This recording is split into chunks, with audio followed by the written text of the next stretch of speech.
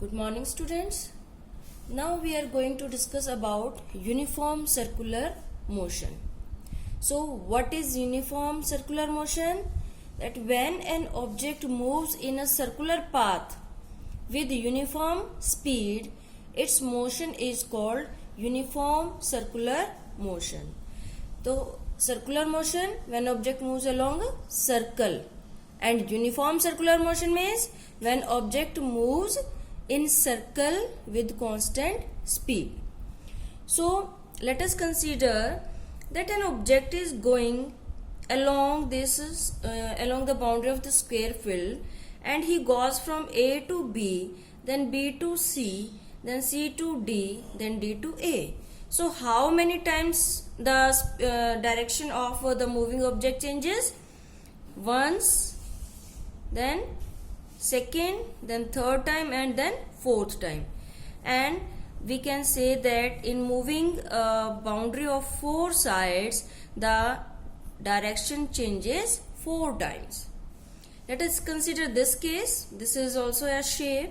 So while going from A to B, here one time direction changes, then second, third, fourth, fifth, sixth time. So how many directions changes? 6 times. If we go on increasing the sides, suppose this. So 1, 2, 3, 4, 5, 6, 7, 8 times the direction changes. As we know, velocity changes under what condition? Number 1, due to change in speed, means magnitude. If magnitude of speed changes, then velocity changes. Second is due to change in direction. If speed of moving object is not changing, but if its direction is changing, in that case velocity changes. Or we can say if both changes, in that case also velocity changes. So in these cases we are observing that as we go on increasing the sides, the number of times the change of direction increases. And if we further increase the number of sides, we take very small sides, and at every point its direction changes. So if we are taking such type of structure, A to B, B to C, D to E, E to F, G, H, I, at every point its direction is changing. We going on reducing the size of the sides, and the direction, number of change of direction increases. And if we take the sides just like a point, then this structure converts into circle. As we know how we can define a circle, that it is the locus of a point whose distance from different points always remains same. So in circle, in a shape of circle, we can see that as circle is made up of infinite number of small sides, small points. So the number of direction changes in case of circle is infinite. So in circle, at every point direction changes. Even if the object is moving with constant speed, but due to change in direction, its velocity changes. So we can say that in circular motion, if the speed remains constant, then that is uniform circular motion. Important question comes in exam, that why circular motion is known as accelerated motion. So answer, you can write that this is because as in circular motion, direction of object changes at every moment. Due to change in direction, its velocity changes, and so due to change in velocity, it is known as accelerated motion. So clear? If we go on increasing the sides, direction, the number of change of direction increases, and in case of circle, we can assume that it is made of infinite points, infinite sides, so infinite times of direction changes, so its velocity changes, so acceleration.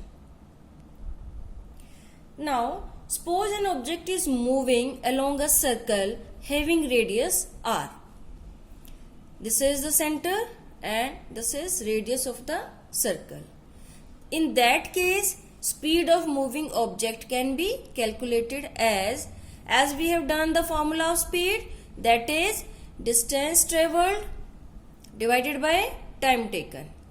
So in completing one round, the distance traveled is the circumference of the circle, that is 2 pi r, and time taken is, let time taken to complete one round is t. So the speed, we can say linear speed along a circle can be given as the ratio, that is 2 pi r divided by t. Now there is an activity in your book, this activity 8.11. Okay, we have to read this activity, very important. What is happening in this activity? Take a piece of thread and tie a small piece of stone at one of its ends. Move the stone to describe a circular path. Means suppose we are standing here and we are having a rope and we have tied a stone on the other end of the rope. And if we are moving our hand in a circular path, then we are observing that this stone is also moving in this direction along with our hand. Now let the stone go by releasing the thread. So what we are observing, that if we are holding this rope and we are applying force by our arm, due to that force this stone is moving in a circular path. But if at any point, if we leave this rope, then what will happen? You can do this activity at home. What will you observe? That the stone will go straight way. From where you will leave this stone will go in a straight way direction. If you will leave it here at this point, then it will go in this direction. If you will leave it here, then it will go in this direction. If you will leave it here, it will go in this direction. Means wherever you will leave this stone, wherever you stop providing force by your hand, this stone will go straight away from that direction. So we can say that the stone was moving due to a force which was applied from the center. That force is known as centripetal force. And if we stop applying this force, then that stone is no more moving in a circle. It will go straight, it will go in a straight direction. So this force is centripetal force, which is acting from the center. Secondly, wherever this stone is going, this direction is known as tangential to the circle. What is the tangent? You will read in mathematics that tangent is a straight line which is passing from any point of the circle. Suppose this is a circle and it is made up of, we know, infinite number of points, and if from each point we are drawing a straight line which is passing through this point, that line, straight line, is known as tangent to the circle. So this stone will go tangential to the circle. So finally we can say that the actual direction of motion of the stone was in tangential direction, and it was moving in a circle because of centripetal force which is applied from the center. Okay, so the direction of this centripetal force is towards center. The direction of acceleration is towards the center. Whatever the direction of force, the same will be the direction of acceleration.